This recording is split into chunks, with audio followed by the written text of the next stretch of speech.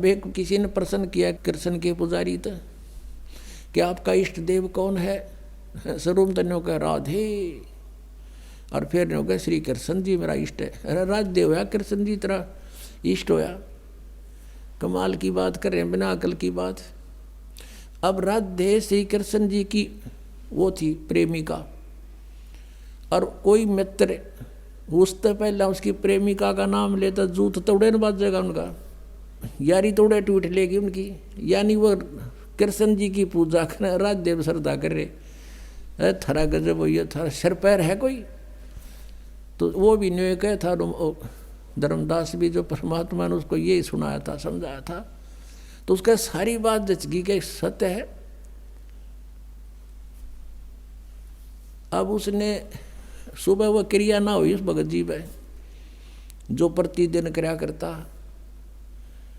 और नो सोचा ही भगवान वो एक बार फिर आवे। अंदर से सारी रात नो तड़पता रहा, एक बार वो भगवान है परमात्मा वो कौन था नू तो मैं नहीं जान सकता, एक बार फिर आ जा। मैं कति कोई विवाद नहीं करूं, विनम्रता से सारी बातें पूछूंगा। ऐसे सारी रात करवट बदल कर काट दी। सुबह कोनी पूजा हुई ना, उस जोड़ में नहाने दिल करा तालाब में मथुराले में। रोटी बनाने लग गया, बखते उठ के वक्त से खाना बनाने लग गया, लकड़ बाल के। जैसे जंगल से लकड़ी शाम ने तोड़ के ले आया था, चूल्हा बनाया ईंटों का कच्चा पक्का, उसमें एक मोटी लकड़ी लगा दी, साथ में सहयोगी लकड़ियां लगा के अग्नि जला दी, खाना बनाने लग गया, सब्जी बनाई, रोटी बनाई। और वो लकड़ियां जलती जलती निकट आ गई।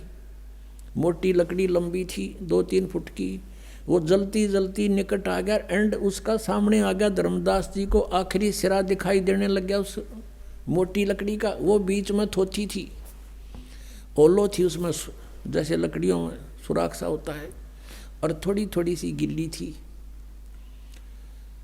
अब उधर से सूर्य उदय होने वाला हो गया।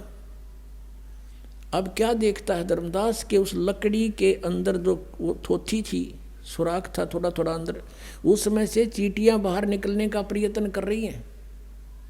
उनके मुख में अंडे हैं और बाहर निकलने की चेष्टा करती हैं। तो उस लकड़ी के एंड में, अंत में एक तरल सा पदार्थ उबल रहा है, जल लकड़ी गर्म होने से उबल रहा है बाहर के हिस्से पर। आगे जाती हैं तो अग्नि जल रही है उस लकड़ी में, वो बाहर भाग रही हैं तो वहां उसके ऊपर गिर के उस तरल पर चटक मटक हो रही है, जल रही है। अब धर्मदास जी के हाथ पैर फूल गए। उसने तुरंत उस लकड़ी को बुझा दिया, पानी डाल दिया, सारी अग्नि बुझा दी। जितनी भोजन बन गया था बनाया, बाकी नहीं बनाया।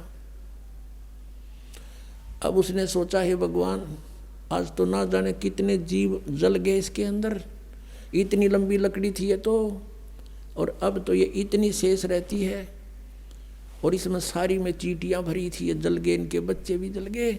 इस पाप के भोजन को आज मैं नहीं खाऊंगा, इसको किसी साधु संत को खिला दूंगा, मैं आज निराहार रहूंगा। ऐसा विचार करके वो सारा भोजन उठाया और चल पड़ा साधु संत की तलाश में। हम साधु संत किसको मानते हैं? जिसने या तो बड़ी बड़ी दाढ़ी रखा रखी हो, ऊपर जटा बढ़ा रखी हो, कति एक बस लंगोट बांध रहा हो और बैठा हो नगन, या कति लाल कपड़े हो, गेरुआ कपड़े हो, या मूंड मुंडा रखा हो, कोई माला पैर रखी हो, ऐसे को हम संत मानते थे। परमात्मा ने जैसा दृष्टिकोण उसने मान रखा था ऐसा साधु मिला, उसा रूप बना लिया। एक हिंदू संत का रूप बना के एक पेड़ के नीचे बैठ गए। धर्मदास जी की दृष्टि पड़ी, सोचा कि वो महात्मा भी निकट ही मिल गए। जाके वो सारी थाली नो की नो सारी सामान था जितना भी भोजन रख दिया कि महात्मा जी भोजन पालो, भूख लगी होगी। अखां धर्मदास भूख लगी भाई, कल से आहार नहीं किया मैंने।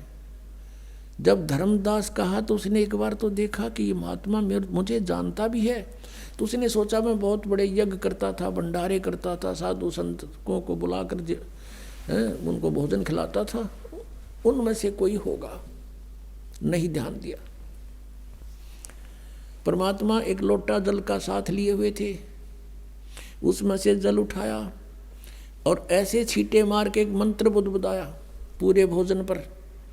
उसी समय सारे भोजन की चींटी बन गई और सारी थाली काली होगी और चींटियां अंडे ले लेकर बाहर निकलने की, थाली से बाहर निकलने की चेष्टा कर रही हैं। तब परमात्मा उसी रूप में आगे जो पहले दिन वार्ता हुई थी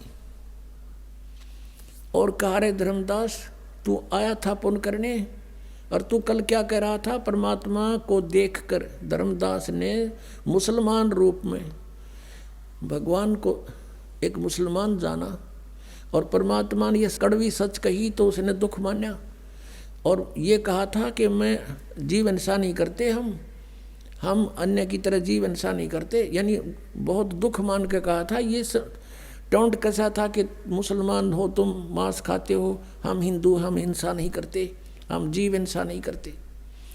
तब परमात्मा ने कहा था, रे तेरे तो तक कसाई भी अच्छा, और इस पाप के भोजन को तो मुझे खिलाने आया है। अरे अपराधी व्यक्ति। जब उसने धर्मदास ने देखा कि वो हैकल वाले, चरणों में पड़ गया, बुरी तरह रोए, ये भगवान मुझसे गलती होगी, कल मैंने आपसे वाद विवाद किया, मुझे क्षमा करो भगवान, मुझसे गलती होगी, मुझे वो ज्ञान और सुनाओ। अब परमात्मा तो चाहते थे यो सीधा हो, किसी प्रकार इसकी आप बीमारी निकला, जो गंध भर रखा है इसने अंदर, तो बैठ गए वहीं पर, अब सुन ले ज्ञान आगे का।